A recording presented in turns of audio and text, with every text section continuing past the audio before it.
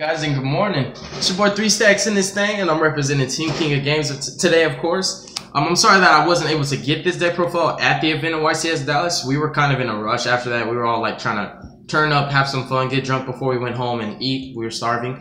But I'm going to show you guys my tournament report and my deck profile, and I'm going to let you guys know how I did. Now, first and foremost, this was a fun trip. We had a lot of fun going there. I kind of did like a pseudo blog just so you guys can see how my team cuts up, you know, how much fun we have together when we get together and how stupid we are. And then, of course, I wanted to also mention that I did not know that people actually knew who I was. When I went to this event, I was like blown away by the fact that so many people were crowding me, and like a lot of people were coming up to me asking to shake my hand, asking me to sign cards, saying, "I love you, can I get a picture? Can we be in your next video?" Like a lot of dude, like it was just crazy. I've never like really walked around like with a big head like I'm famous. I've just always been like, I'm representing my team. This is all about us. We eating together. It's a us thing. I came in this event, man. I'm walking up to go sign up, and I'm getting interrupted by like all these people that I didn't even know, and they're like, "Dude, you're 3 Stacks." I'm like, "Who are you?" And they're like, "Man, I follow your YouTube channel." I'm like, "Oh, okay. What's up, bro?" And like, signed cards, like took pictures, had fun, shook hands, met a lot of cool people. My subscribers are awesome. I just want to say all of our subscribers are freaking awesome, man. You guys are lit. And I met a lot of people that were inspired to play Hair to Perfection. I'm like, oh my god, those are my babies. Like, thank you guys so much. You guys really did make my day. I want you to know that. I met Simo. I called him out, tried to duel him. He scrubbed out and left early. I couldn't catch him before. I was supposed to duel Simo. I totally would have beat him on camera for you guys. But I did get to duel Team APS. It was a friendly because I'm actually cool with Latrell and a couple other guys from Team APS. Like, shout out to Team APS. I was supposed to give him a shout out. But anyways, of course, we met John Moore. Well, didn't meet John Moore. I just sat next to him when I was dueling and was like, "What's up, John?" And he ended up scrubbing out. John scrubbed out. Simo scrubbed out. Age of Persuasion did all right. Out of all the Yugi tubers that went to the event, I actually did the best out of all of them. And I'm not saying, oh, I'm that person.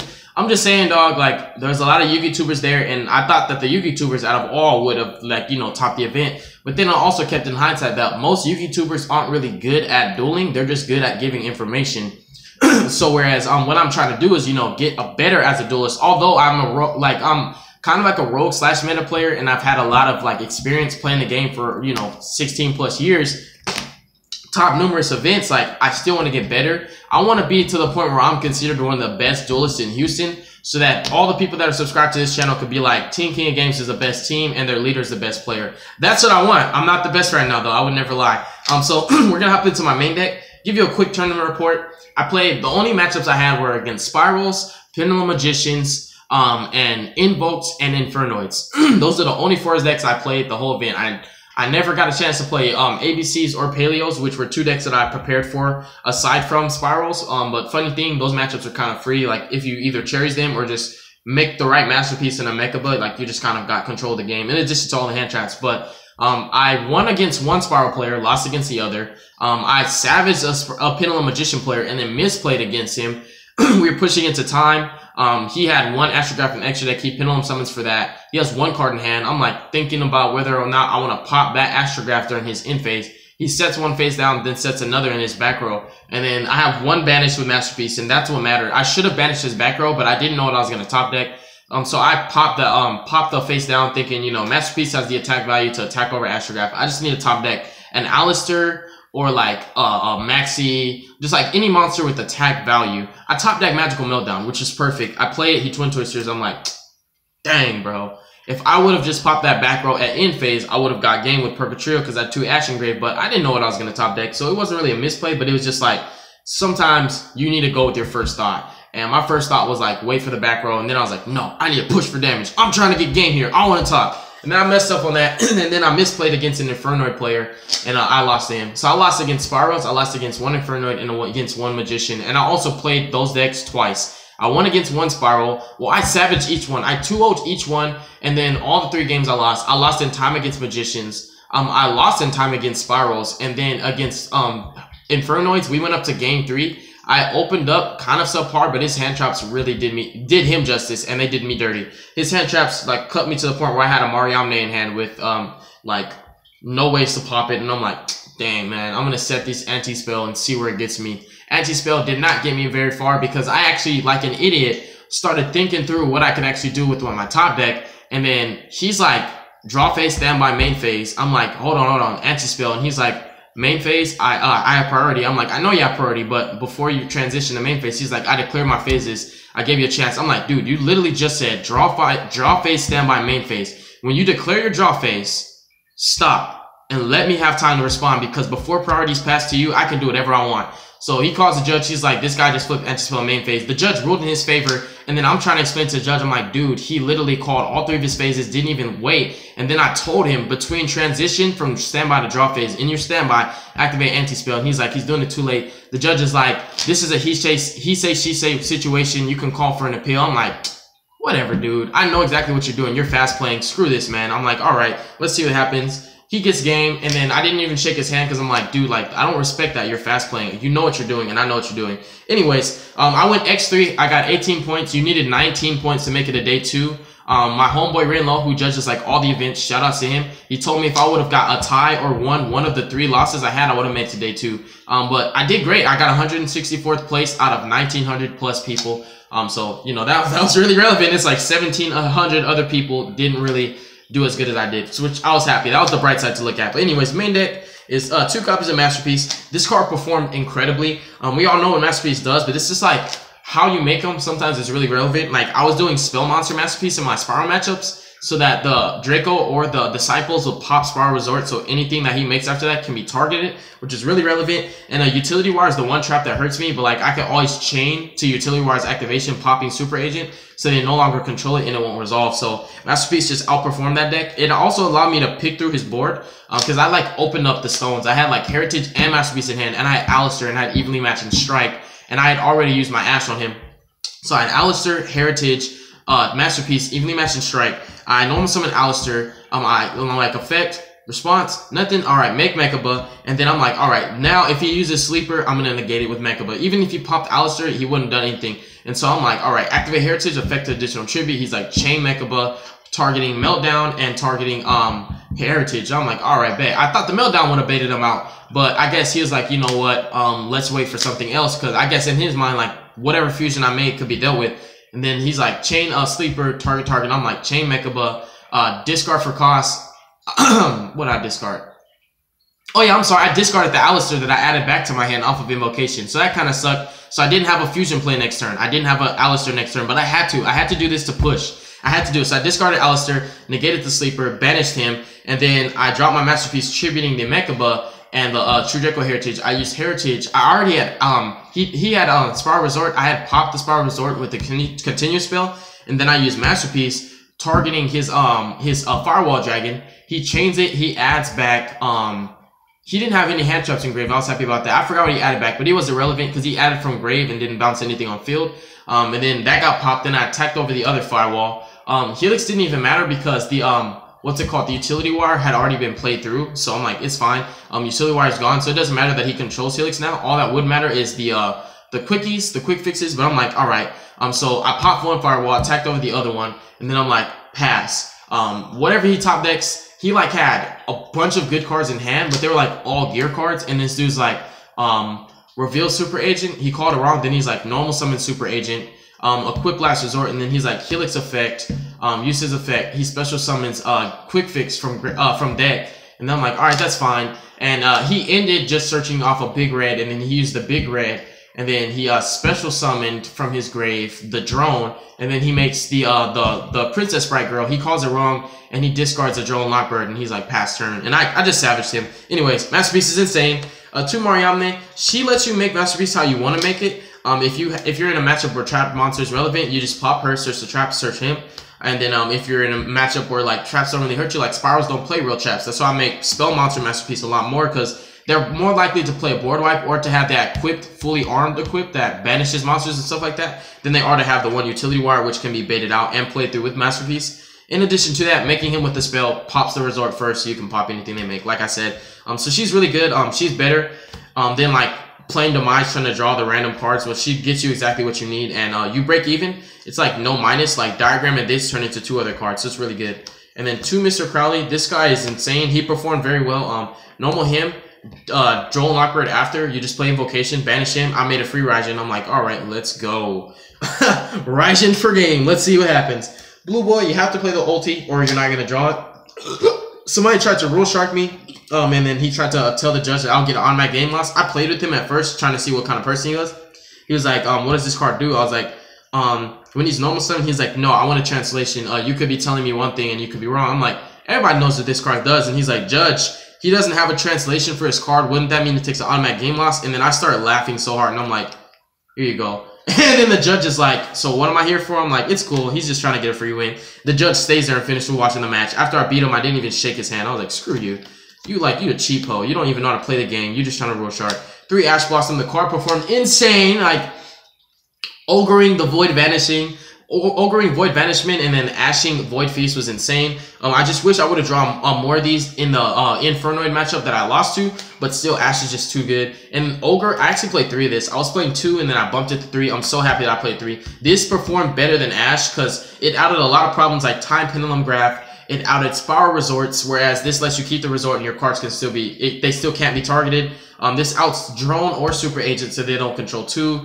Of course you can hit Helix. I actually performed very well with this card by my opponent activated Sleeper. I chained Ogre, and I'm like, response to Ogre. This guy didn't respond at all, and he's like, I guess he thinks I'm stupid. He's like, you know that Sleeper can be destroyed, right? And I'm like, Chain Masterpiece, target Last Resort, banishing for cost. And then I pop the Last Resort, so it resolves backward. The Resort dies, Ogre resolves, destroying the Sleeper. He destroyed my 1 target, and then he blew up his whole field. I wanted to Ash it, but I'm like, nah, all he's getting out is Super Agent. I can deal with that. It was just retarded, dude. Like, Ogre was insane. Like, she was way too broken. Maxi, of course. Sometimes you draw this when you go first, and then it's like, it can be kind of bad because if they could push through the Maxi and kill you, it doesn't matter. But when you draw it going second, you just get the best hand in the world. 7 monsters and 7 hand traps, 14. All my monsters are searchable. These search for more cards after you search them, which is pretty consistent. And then, of course, you know, Masterpiece is like the MVP. You really don't, like, need your extra deck a lot of the times. You don't. But it's there. And then we play 3 copies of Double D's, the best field spell in the darn game right now. 2 copies of the Hot Sauce, the second best field spell. It's insane. It cannot be ogred, which I'm really happy about that. It just can't be ogred. You can't ogre this field spell. So it just, you can Ash it, and it's like, alright, the Ash has been baited out, let's go. And then Oracle. I'm not telling you guys what my secrets field spell tech is. I'm not telling you. I won't. I made a promise to my teammate that I wouldn't, and we're not going to do that. But I didn't play the secret field spell today because, I mean, at the event, because I wasn't ready. I didn't practice with it enough. But it's the best set rotation target that nobody can actually play around. It's really, really awesome, and it's an old card. It's like old as dirt. Nobody plays it. Nobody's ever played it in their list. I did the research, so me and my team are the only ones who really play it, and we're not the only ones who know about it. I'm sure somebody knows about it, but nobody plays it with set rotation. I'm going to showcase it maybe in the future, but it'll be after we've already topped with that field spell. And then 3 copies of Terraforming. You have to play the ultis or you won't draw them. Same thing, you have to play the, you know, the ulti Ogres, the ulti Blue Boy, the ulti Maxi, or you'll never draw them. Ulti Maxi is like thick. You always draw that hole. And then 3 set rotations. I didn't set rotation evenly match once, but this is a great extender and it locks your opponent out. If you have a field spell in this, if they bait out the first field spell with the hand trap, you could just chain this and then get another field spell and lock them out. It's really, really powerful. And then, of course, 2 copies of Secrets. You have to play the ulti Forens so that your opponent could try to rule shark you, and then you win anyways. And you draw them because they're thick. Yeah, we lit. 2 copies of Knowledge. 1 True DRACO Heritage and 1 Disciples. Knowledge was pretty clutch because I actually had a normal Blue Boy and he got ogred, and I was like, dang, this kid's smart. You know, I can't Knowledge now, but I had Secrets in hand, so I'm like, Secrets for Knowledge, and then Knowledge discarding. No, I'm sorry, I didn't Secrets for Knowledge. I played Knowledge for Secrets, and then discarded the Secrets. And he's like, is there a cost? I'm like, no, I draw 2. It's really, really good. It was broken. Really, really clutch. It was like the only time when I drew those 2 together and it was actually good. 1 of each of the DRACO spells. I hate breaking with them. They're cards that have 3 effects. They're all broken, but they don't do anything by themselves. This needs cards engraved. This needs cards engraved. You need Masterpiece or Diagram for these to be relevant. So you really just want them at once. You can search them out. That's just me though. So I'm playing my DRACOs a little bit different than most players would do. So most players be like 3 of this because it's broken, 2 of this because it might not come up. Nah, just 1 and 1. It's perfect. 1 Dark Hole and 1 Raigeki. Play the ulti because it's thick and you draw it all the time. 1 Invocation. Never got Cyclone, so I invoked for days. I main deck the board wipes because my deck has a hard time going second if I can't just like drop a Masterpiece without interruption. In addition to that, having the board wipes in your main deck increases your ceiling in game 1. Because in game 1, a lot of cards that would be side deck, having them in your main deck gives you an advantageous edge over a lot of players. And it's true. Like Dark Holding and leaving the Sleeper on field and just normal summoning Alistair making Mechaba. Now Sleeper can be dealt with because even though he can't be targeted or destroyed, anytime he tries to use his effect, Mecha Bull will banish him. If they attack, Mecha Bull will drop Alistair and damage step. Nothing can be done at that point. You're just losing life points. And then for the traps, I'm main decking 3 evenly matched. The card's insane. You win a lot of game 1s because of this card. I won game 1s because of this card because everybody side decks this and nobody plays around it for game 1. Most people use their set rotations on their turn thinking I'm going to get a search and lock you out of your field spell zones. And then you evenly match them and it's like, dang. Because most people side deck this. Games 2 and 3, people prepare for this card to be dropped because they know that, like, this dude's going second. He's trying to evenly match me. I'm like, nah, man, I'm going to main deck this. On my deck, I want it to be versatile. So I have cards for going first and for going second in the main deck. So you draw the most optimal hands, whether you win or lose a dice roll, which was most important to me. I didn't want to build the deck for going first or build it for going second. It's built for both. And I feel like that's a better, it's a better way to play your deck than like having one edge over the other, because you'll still have weaknesses and flaws if you build it for just one particular way. I wanted my deck to be well-rounded and versatile, and it performed the way I wanted to. I basically lost because of misplays, which is really sad, but it happens, dude. That's why we play to learn. And then strikes, they're thick, they're ultis. You draw ulti strikes more than you draw the regular ones. It's true. Strike was insane. Every time I draw this card, I was in control of the game. It was just stupid. Strike with the Masterpiece and Ash is like, what are you going to do with your life? And then 3 of the Draco traps. I didn't want to play 3 of this. I had to cut it for room, and then also, like, you tend to break with this sometimes. So it just worked out so perfect. Masterpiece has 5 attempts to get it right. Most of the time, only banished for continuous spells or traps like 3 times, and after that, I won. Extra deck is Chlamydia and Baguska. Chlamydia is a lot better than Baguska because he hits links, whereas Baguska doesn't. And then he also says no grave, no hand, no extra deck, no anything, no effects, period. You just have to call it right. Pendulum matchup, call Dark. Spiral matchup, call Earth, because the cards in grave that are Earth, like, they matter. And then Drone can add back the Earth super agent that won't do anything because you can't even reveal him in hand, no effect. So you call Earth in the Spiral matchup. It's very relevant. Sleeper becomes Earth, Master Plan becomes Earth, Firewalls become Earth, everything becomes Earth, and it's just like no effects, no attacks, you're done. I'm just gonna like reveal Mariamne, calling Wayne, and just like pop 2, summon her, banish 4 cards in your deck, hoping that I banish your Ash. But anyways, 2 XYZs. Bagusa is pretty good. You have a way to make them, extending your plays with Kaliga. But ultimately, Chlamydia was way more important. And Mechaba is your extension to get to it because he happens to be a level 9. This deck is awesome, dude. Mechaba was the best card in my extra deck. He performed the most. He got me a lot of my games. Searching Draco traps was relevant because I banished, I discarded a Draco trap to banish and negate evenly matched. Mechaba's just really, really powerful for a lot of reasons. He's just way too good. Oh, he can be baited out, dude. A smart player is not going to let you bait it out. Like, I'm going to hold him until there's a threat. Obviously, they can bait him out by actually using a card that can kill him, and then he'll stop that. But then they wasted resources at that point. But there's like no real way to bait this card out with me when I'm using it. I just always save it for the right card. 2 Purgatrios and 2 Raijins. I could not Purgatrio for game, but I did push for enough damage to win in time, which this card's great. 1 Cocytus and 1 Kaliga. These are your stall out cards when you're in like a disadvantageous position. You're either like down to top decking or your opponent's taking control of the game and you're like, all right, I need to bide some time. This makes everything a hard once per turn. Ash in hand or Strike in hand or Ogre. It's skill drain for a turn on legs. And then Cocytus, Spirals can't really get over it. They have to attack over it, but then you drop Alistair. They have to attack for 4,000 at least. You have to have a 4,000 beater, basically. And because I control so little cards because of how this deck plays, Drone gives you like bare maximum, I'll say like 1,000 attack boost. So Cocytus is insane. Any cards that can be targeted or destroyed are going to perform very well against Spirals because all their methods of removal either target or destroy, outside of the Borlow Dragon, of course, which is a one-of. And then Cherry's targets are these 4. I didn't play any ABCs or Paleos, but I was ready for them. And this was for the Spiral matchup and for Royal Chalice. If you have Ash in hand, you don't need to Cherries the Helix. You just need to Cherry the Firewalls because you're going to answer the Helix anyways. And then sometimes Cherries the Helix is more important because, like, even if they can make a board, the point is they don't get the searches off the master plan. And, oh, I can still make Firewall, I can still make Sleeper. You have to draw the stones. And even then, like, Utility Wires, like Luster, you don't get the searches off of master plan. You don't get to plus as hard as you do. Your board's a lot easier to break. So I don't care what anybody says. Cherries is relevant for this format because a lot of the combos for Spirals revolve around Helix. And yes, they can make combos without it. Think of it like Spirals were still able to play without Helix in the first place. Side deck, the MVP was actually Raw Spear Mode. When I dropped this card against a Spiral player, like I attributed Sleeper, I attributed Helix, and I attributed one of the Firewalls. The Firewalls were co-linked to each other. So he could have got 2 bounces off of each one, I believe, or it's just 1, or however it was. But I attributed 1 Firewall because it wasn't linked anymore. 1 Super Helix, the Helix, and then the Sleeper. Because, like, Utility Wire was dead, Sleeper was gone. He just had, like, the princess girl, not the princess girl, the one that switches DD Crow, and it's like, at this point, this guy can be targeted for effects. You can't get over him with Sleeper or anything in your deck, and then you can't board load him because you can't target him for attacks. They have no way to get over this. They have to board wipe or kaiju, and then like they're wasting resources on a card that wasted their resources, if it makes sense. So they're like playing so far behind. And then the kaijus, these were really relevant. I'm noticing a lot of players are like not playing kaijus. These are just too powerful. If you can kaiju the Sleeper and then board wipe them after that, they lose everything. And then I'm playing Drolls. I'm playing 3. I'm trying to find a way to add them into my main deck. If I would have main decked these, I probably would have done even better at the event. But Joel is still insane. I'm side decking him because I chose 3 evenly matched over the 3 Drolls. Evenly matched wins you a lot more games than Joel would. Trust me, you can let them overextend and just like evenly match them. Because you're main decking it, they're not going to play around it. And then 3 Winter Cherries, and nobody did play around my evenly match. I never got set rotation once, but on the flip side, I never set rotation to evenly match either. 3 Winter Cherries, it's just obvious, like you have to play this format. It wins you a lot of games. It makes ABC matchup and Paleo matchup pretty much free. Dinko for the deck I never played, and for Trick Stars that I never played. Anti-spells, versatile. There's certain games where I didn't know what to side deck because like my opponent scooped on me, didn't give me information, which is smart on his side.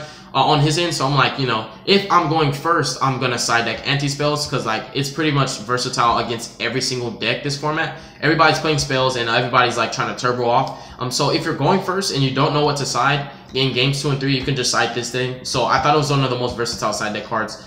And then like if you're going second, I always sided in Drolls no matter what deck I thought it was. And sometimes I'll side in Winter Cherries like, you know what, this might just be a spiral matchup. Thank you guys for watching my deck profile. I appreciate you guys. And I appreciate all our fans that we got to meet. God bless you guys. Make good choices. Don't hurt your brain cells. And peace out. Deuces.